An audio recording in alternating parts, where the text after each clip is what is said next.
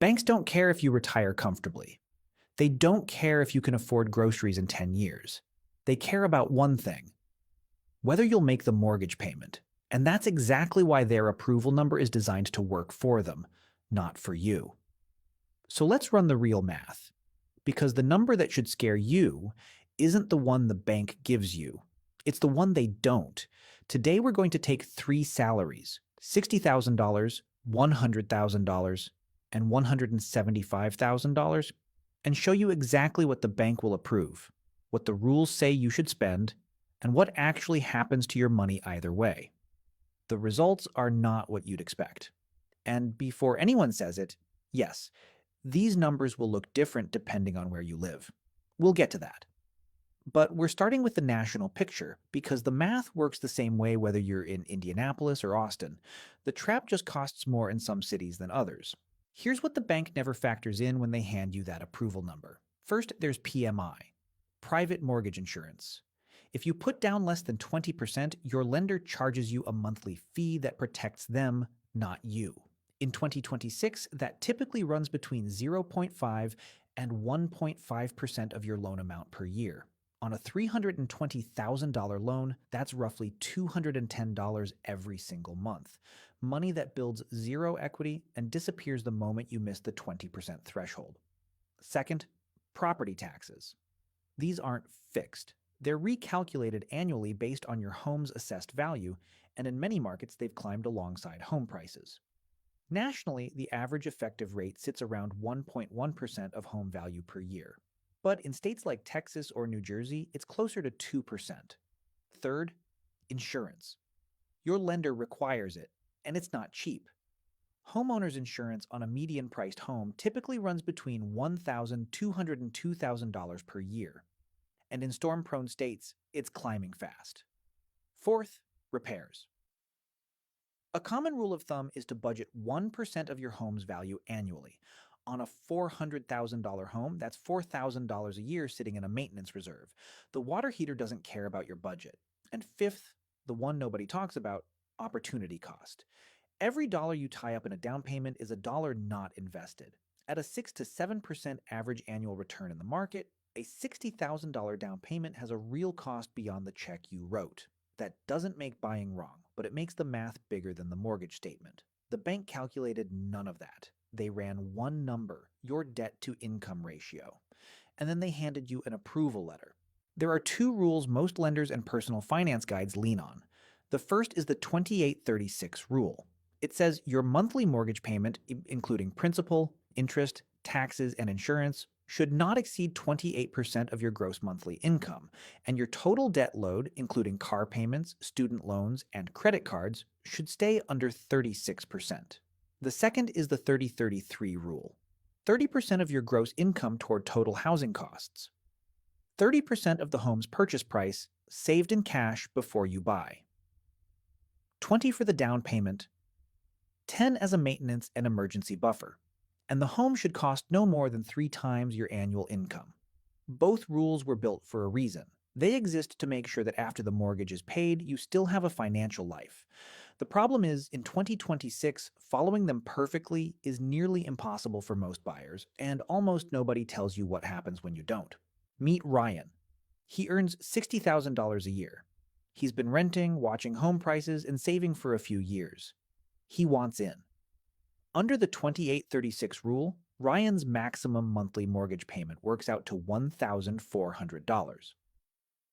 With today's 30-year fixed rate at 6.4% and a 10% down payment, that payment gets him a home in the $185,000 range. The national median home price right now is $404,000. Ryan is looking at less than half of a median home. So Ryan does what a lot of buyers at his income level do. He stretches. He finds a $250,000 home, below median, modest by any measure, puts 10% down, and signs the papers. Here's what his actual monthly picture looks like. His principal and interest payment on a $225,000 loan at 6.4% is $1,406. Property taxes at 1.1% add another $229 per month. Homeowner's insurance adds around $130. And because he put down less than 20%, PMI adds $150 per month on top of that. His real all in housing cost, $1,915 per month. That's 38% of his gross income, 10 percentage points above the 2836 rules ceiling before a single other bill is paid.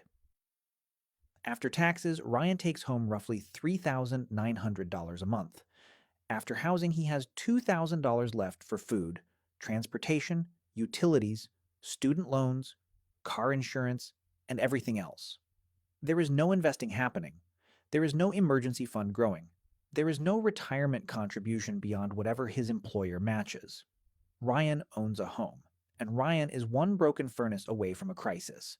The PMI alone, that $150 a month, will cost Ryan over $11,000 before he reaches 20% equity, assuming modest appreciation.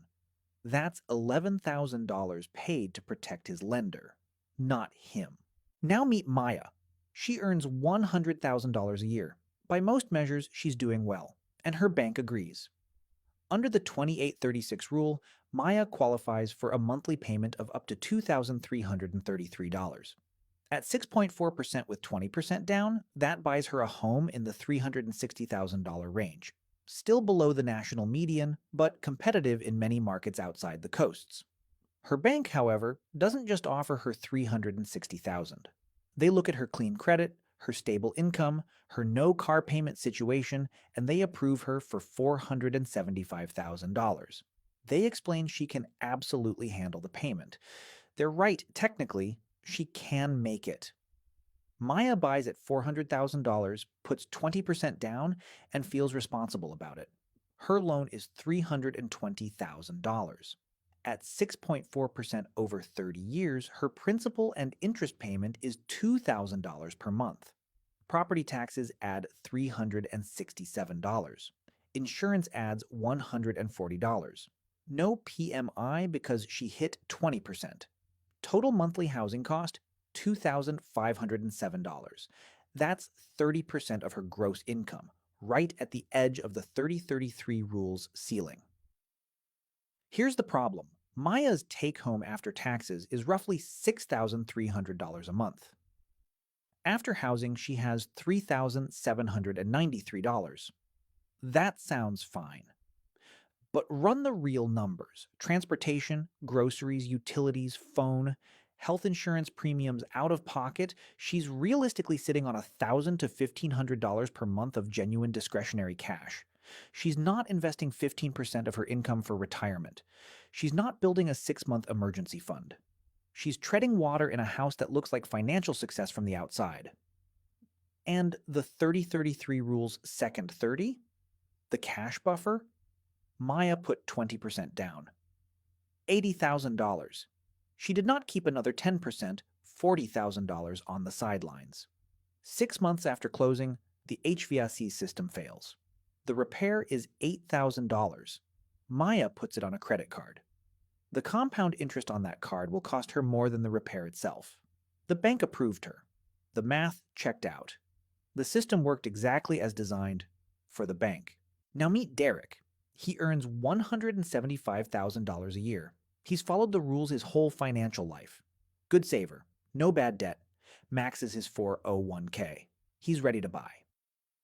The 3033 rule says his home should cost no more than 3 times his annual income, $525,000. His monthly payment ceiling under the 2836 rule is $4,083. At 6.4% with 20% down, that buys him a home around $630,000. The math, for once, seems workable. But Derek lives in a city, not San Francisco, not Manhattan, Austin, Texas, Nashville, Tennessee, Denver, Colorado. Cities that a decade ago were affordable and are now anything but. The median home in Denver right now sits above $550,000. In Austin, it's similar. In Nashville, prices have climbed past $500,000 in desirable zip codes. Derek follows the rules perfectly. He buys a $500,000 home with 20% down. a $100,000 down payment. His loan is $400,000. Principal and interest at 6.4%, $2,507 per month. Property taxes in Texas at 1.8%, $750 per month. Insurance, $160. No PMI. Monthly housing cost, $3,417. That's 23% of his gross income. Well within the rule. Derek looks fine on paper, but that $100,000 down payment under the 3033 rule's second 30, he should have kept another $50,000 in cash reserves. Instead, he kept $20,000. He wanted to get in before prices climbed further. 3 years later, the roof needs replacing, $40,000. Derek refinances to pull equity. His monthly payment goes up. His timeline to payoff extends. The house he bought to build wealth is now a vehicle for more debt, and the opportunity cost of that $100,000 down payment, had it stayed invested at a 7% average annual return, would have been worth nearly $200,000 in 10 years. That's not a reason not to buy, but it is a number your bank will never put in front of you. So what number should you actually be calculating before you buy?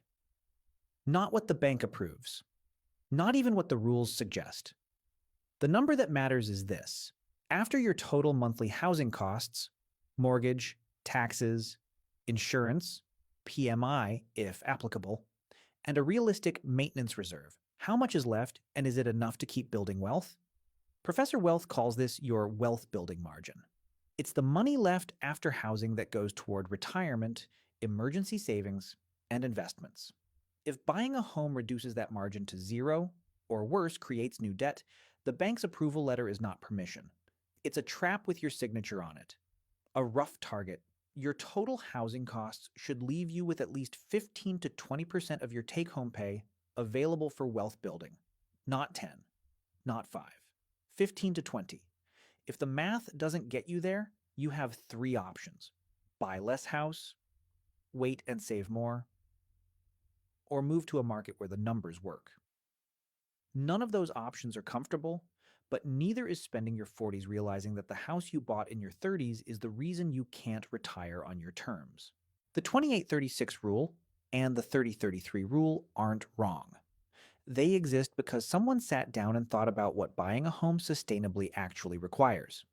The problem is that in 2026, with a median home price above $400,000 and a 30-year rate at 6.4%, those rules are nearly impossible to follow. And lenders are very happy to approve you anyway. Ryan, Maya, and Derek all bought homes. All 3 followed some version of the conventional wisdom. All 3 are in positions their bank never warned them about. Because the bank's job was never to protect them, it was to collect the payment, run your real number, not the approval, the wealth building margin. That's the number that tells you the truth. If this math landed for you, the next video walks through exactly what the bank's debt-to-income calculation is hiding, and how to use it against them when you negotiate. Professor Wealth will see you there.